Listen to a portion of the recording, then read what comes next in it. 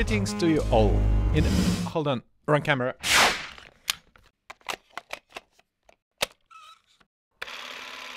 Greetings to you all. As you have noticed in today's video, the image looks a little bit different. This is because it was captured with a Super 8 film camera. In my videos you saw the backstage of great movie theaters, the biggest film projector in action and what's inside of it. You also saw how the 1570 film print is assembled when it reaches the cinema. But where does the film come from? What process is needed to turn a blank strip of celluloid into a media which delivers the magic of cinema on a big screen?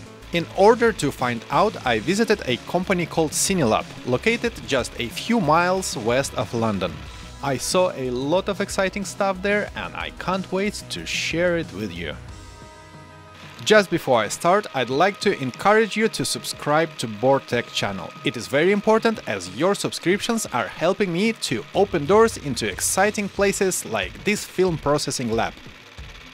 If you would like to support BoardTech channel financially, you can use this Super Thanks feature here on YouTube or consider becoming a patron on Patreon. You will find all the useful links in the description down below. The founder and CEO of CineLab, Adrian, kindly agreed to tell us more about their company. Hi, I'm Adrian Bull. I'm CEO and founder of CineLab. CineLab broadly is referred to as a post-production company, but our specialist subject is the fact that we're a photochemical film lab processing motion picture film. The amazing thing is that we have worked with all of the major studios on productions: Disney, Marvel, Fox, Searchlight, Sony, Universal, Paramount.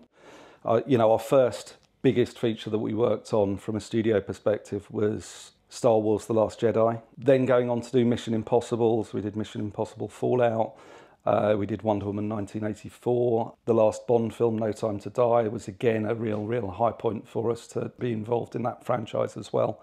We've recently created prints for Civil War, which again really successfully received, and I was in LA about a month ago and went to the Vista Cinema, which is owned by Tarantino. He acquired it during COVID, and they were showing the print of Civil War that we had created here 2 weeks beforehand. What we're known for is the film lab side of it. That's our specialist subject. But clearly our experience in terms of dealing with high-end productions and the relationships that we develop with clients makes sense for us to support productions that want to shoot digitally as well.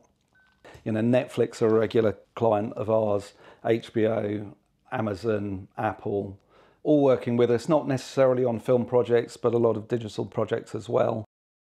One of the things that we try to get through to everybody is that we're not just the place for the studios to come and the big clients to come, that we want to be as inclusive as possible in terms of being able to appeal to consumer enthusiasts who might be shooting with an old Super 8 camera that was their father's, grandfather's, whatever, and out of curiosity, they want to throw a Super 8 cartridge in it, shoot something and see what the results are. We will work from that level through to major studio features. It's all largely being processed in the same film processor that you'll see. The other advantage that we have within the lab operation is that we're not just the photochemical film lab, because we're providing all of the scanning services and the grading and the dailies aspects of it. Literally the moment the film's been processed and prepped and cleaned and it's ready for scanning, we can be looking at the results from that and feeding that back. And we've developed the range of services around the processing operation to support clients for everything they need around shooting on film. So we're lucky enough to be able to process all motion picture film formats from Super 8 through to 65. Super 8 at an entry level is a really easy one it's a really accessible format for people to be able to buy. You can buy a camera on eBay for £30 that's completely viable and capable of capturing on film. But at that very top end, you've got 65 and 65 IMAX. Roughly speaking, you're talking about £600 a minute for shooting 65mm IMAX for stock processing and scanning. At the entry level, 16mm can cost you £30 or £40 a minute to shoot on the film. Amazing! Thank you, Adrian. It's a privilege to be in a place where film was developed for so many great movies. I believe many of you are curious and would like to see the film development process. Laboratory manager Andy Hudson is going to show us around. Okay, in comes a film from the direct from the camera. As you can see here, what we tend to do is make them up into individual lab rolls. We tend to sit and do the paperwork side of it first, where we'll get the camera rolls together to make a maximum reel of 2,000 feet. Once we've done that, we bring them over to here. The rolls are then detaped in camera order. So for example, you have A41 and A842. These will then go off into the darkroom, where the guy in the darkroom will then assemble the two together by splicing them both. Well, what he needs to do is first is we will take a white leader and we will wind on to the leader the first 1,000-foot roll. Then we will splice the second one on and then wind that on through.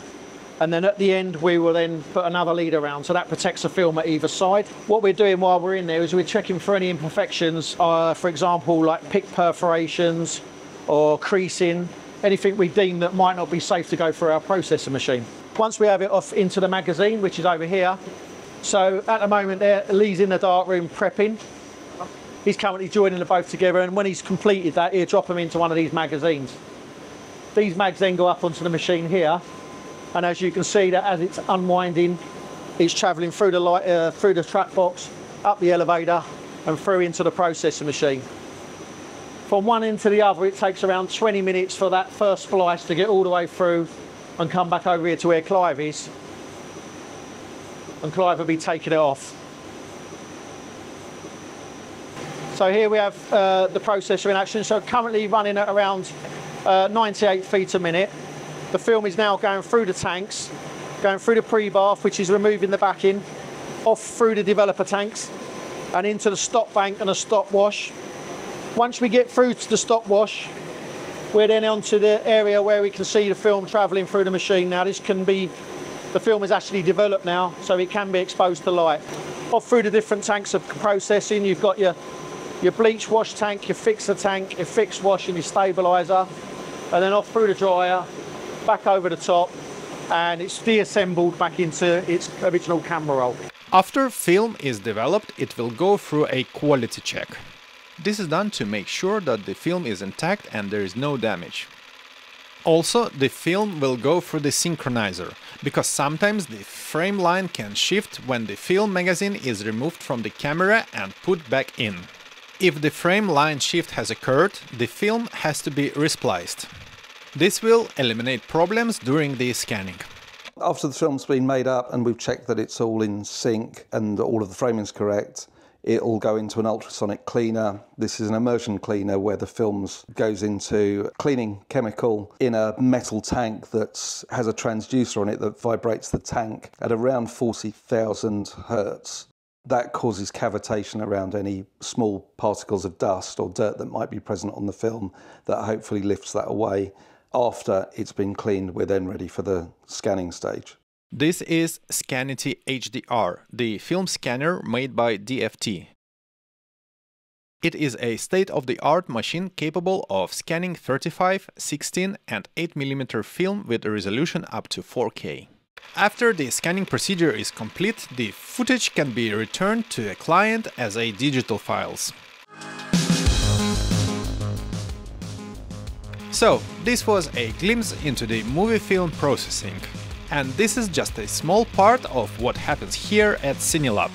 If you would like to know how the film print is made or about the process called DFD, which was used on movies such as Society of the Snow and Pain Hustlers, let me know in the comments down below. I'm sure the guys at CineLab would be happy to tell us more about it. This is it for this video. Your likes and subscriptions are much appreciated. Stay tuned and I'll see you soon. Goodbye.